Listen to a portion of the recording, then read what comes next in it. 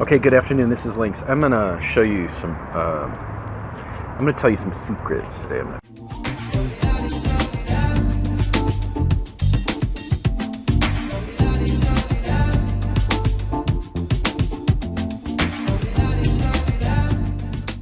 gonna show you some secrets. And the first time I learned this, when I first learned this stuff, I wanted to tell everyone, but people didn't care. So I was like, all right. So I just kept doing it for myself and achieving success. Now, I want to say this is all coming from my own experience, my own personal experience of application and study, and the fact that I was taught this stuff by my master, His Holiness Padmagapa Rinpoche. The first thing I want to tell you is based on continuing kind of what I said yesterday in the video about how, like in our minds, we create limits where there really aren't any, and then we quite often create something that doesn't even exist. Like we invest our energy, our time, and our resources in maintaining something that isn't even real. Well, I'm going to take that one step further. What happens if you take it from your mind and you actually put it in the real world? And how does that affect our whole life? And then I'm going to take it one step further, and I'm going to talk about elemental energy, but only a little bit. So yesterday I was talking about how, like, we have these demarcations, these lines, these boundaries that we create, and then we say, hey, this is a town, this is my house, this is your house, this is my space, that's your space, this is a town, this is my office, whatever. We create these things that don't really even exist, and it's all in our mind. So like this whole land that's California is divided into all these small counties and towns and whatever, but then California is a creation, and there's a whole country, and then there's a whole world, and each one of these lines we draw is imaginary. But what happens when you take it to the point, and I'm going to use this particular oracle to illustrate the point, because this is a good one. Now, this is not in this particular oracle, it's not in the instructions or anything, so don't go looking for this one to explain all this to you. I'm just pointing this particularly out. It is said in sacred geometry that when you want to enslave something, you put it in a box. Okay. So I want you to think about all the lines that we draw in our lives, and I want you to think about the shapes of the houses that we live in, the shapes of the offices that we work in, and the shapes of the streets that we drive on, at least most of us, because most of the cities, at least that I've experienced, are grids. I know some go crazy. If you've ever been to Detroit, but they have a different idea there.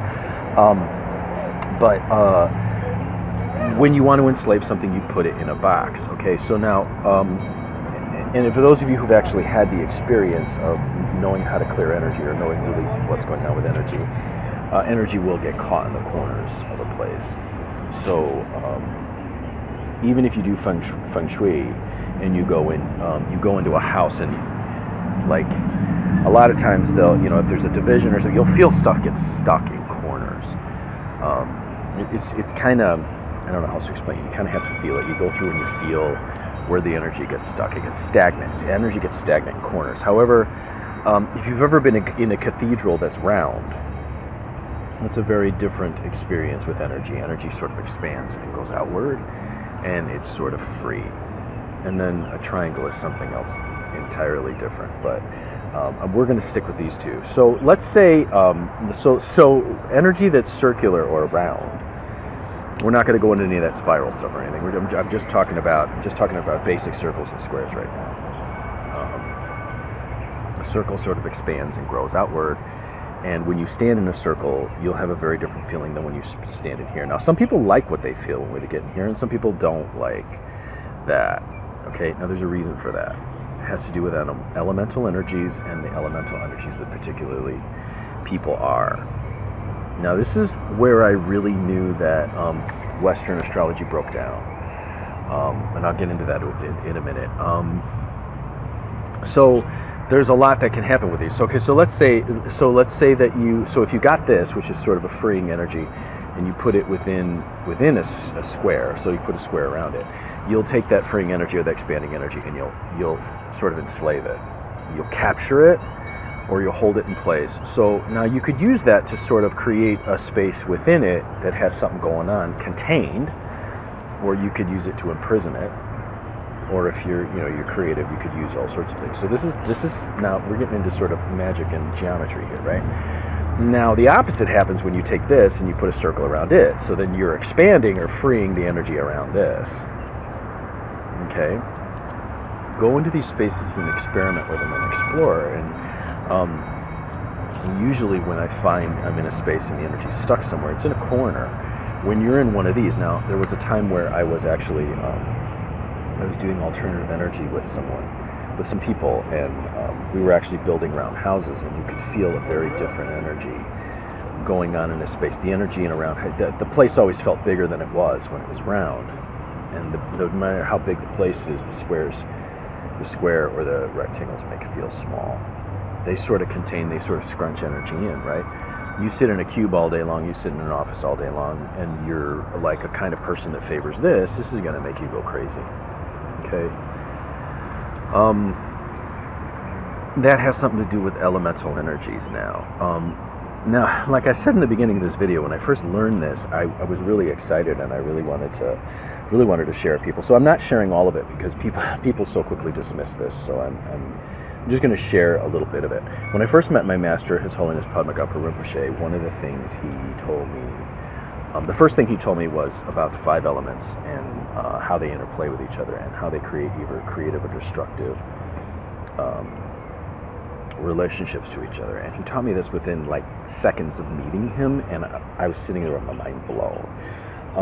I knew immediately why Western astrology didn't work then. For one thing, Western astrology only has 4 elements, and the elements as they name them quality-wise are a bit different than what he had taught me in the Tibetan elements. So that meant that one whole element was missing.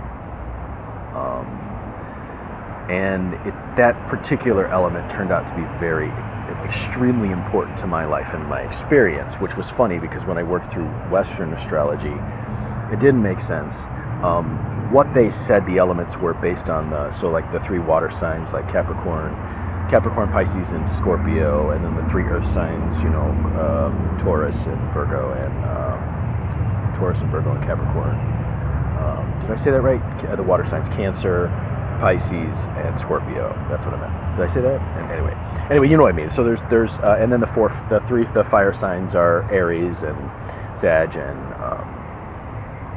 Leo, and then you got the air signs, right, which are Aquarius and Libra, and which one did I leave out? The other one I left out. Which one's the one I left out? So anyway, so there are 4 divisions of 3, and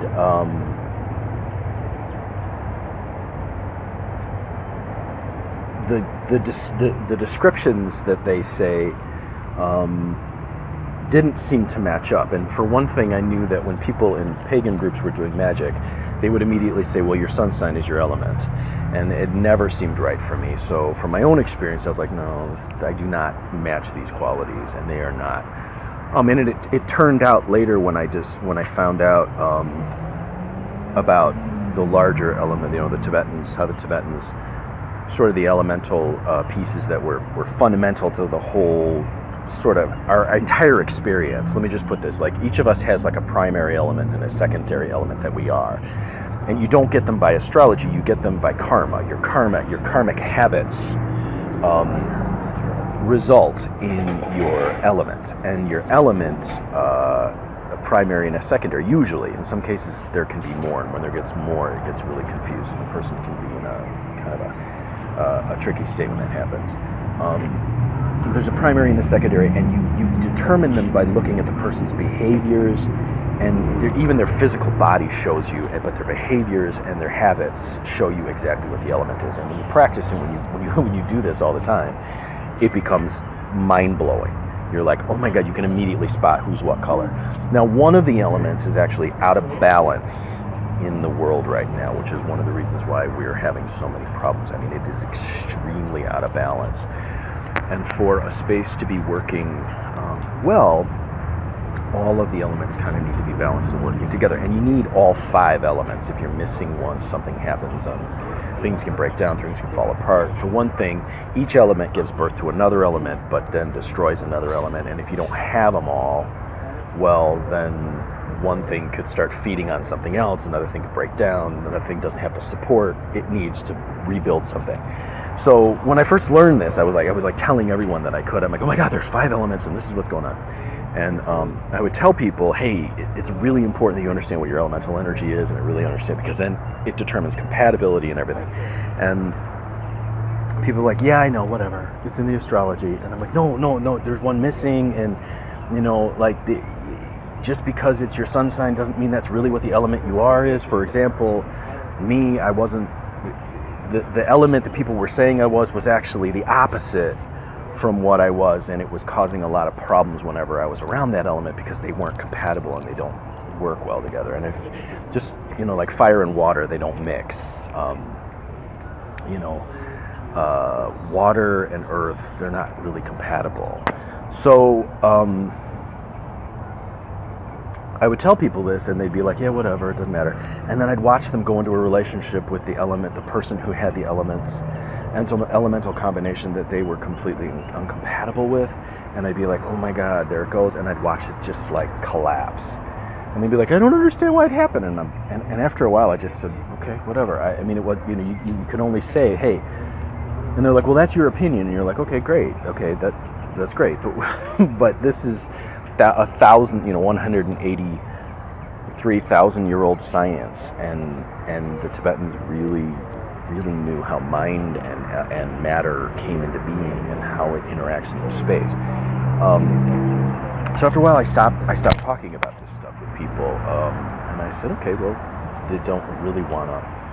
Now with clients, I'll do it somewhat. I'll talk about hey, well, this and you are not compatible. But there's even more to it than that.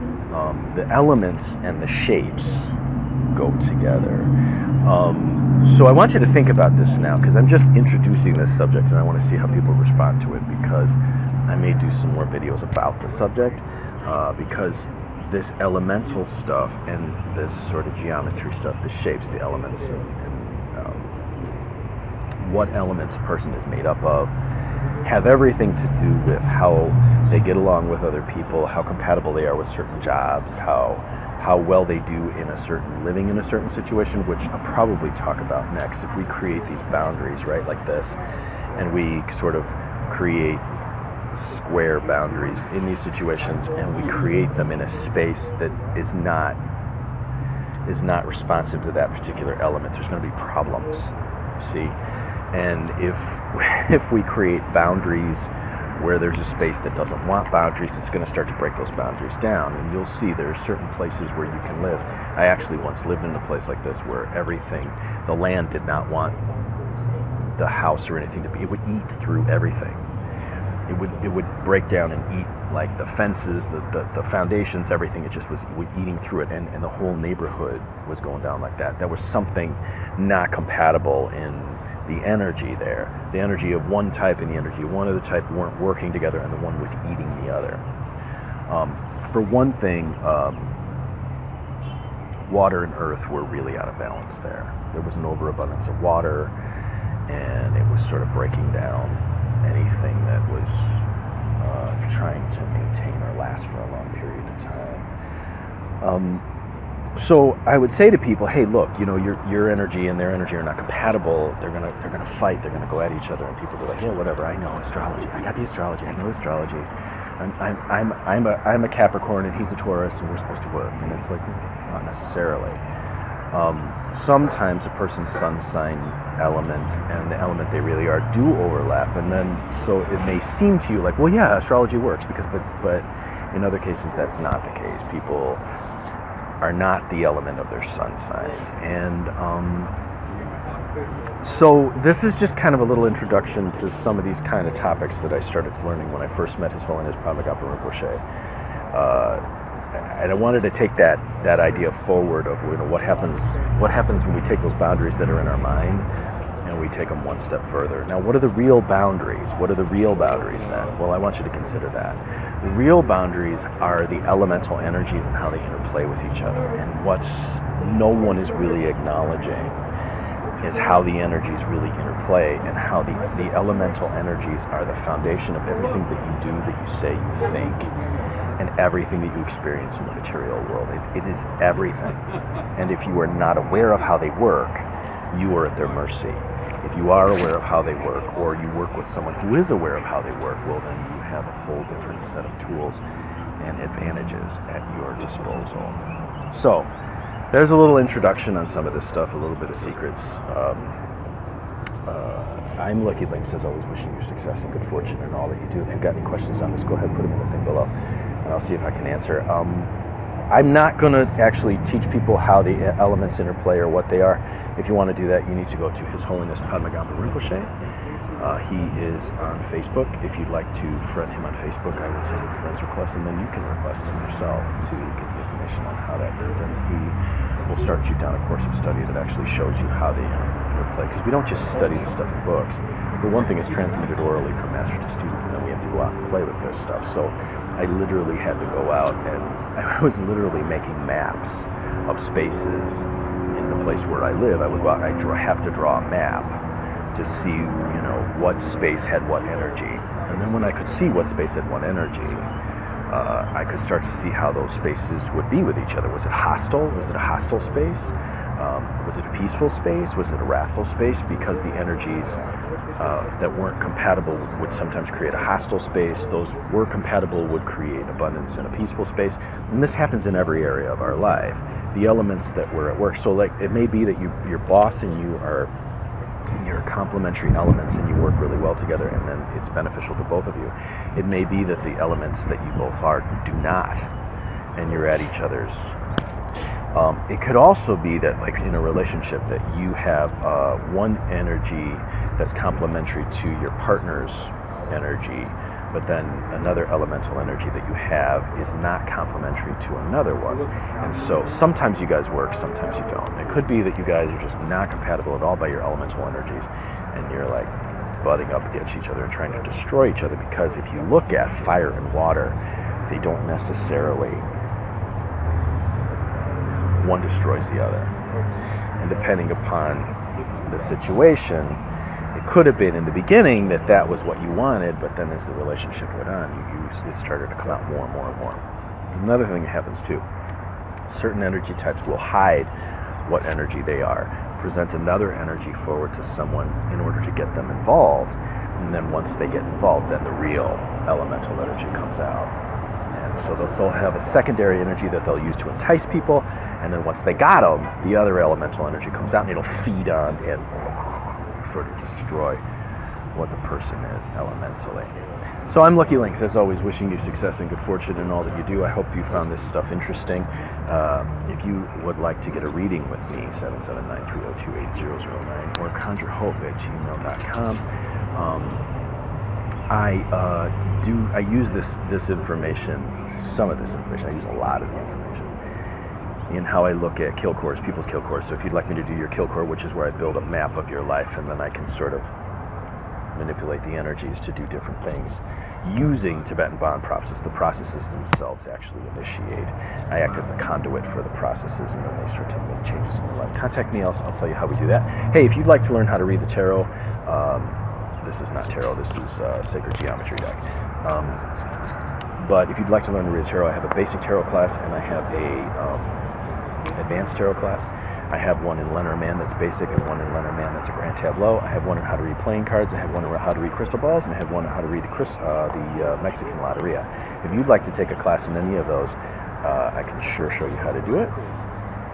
Contact me, 779-302-8009 or conjurehope@gmail.com. And if you like these videos and they give you something to think about and you want to donate, thank you to all those people who've already donated. But if you would like to donate, put my PayPal, my Venmo in the spot below. You guys have a fantastic week. And remember, everything in your world is elements. Everything. And you can pretend it doesn't exist, and you can pretend it's just opinion, but it's kind of hard to deny that earth and water don't really necessarily mix. It's kind of hard to deny that everything in your existence is made up of the elements. And you can pretend it doesn't, and you can pretend it's opinion, but the fact is, that's what you're made